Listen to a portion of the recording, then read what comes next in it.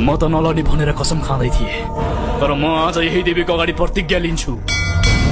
अबदेखि एउटा नयाँ युद्ध आरम्भ हुन्छ।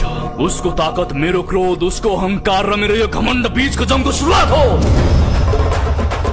जति बेला पनि, जहाँ भए पनि, जे भए पनि, I am ready।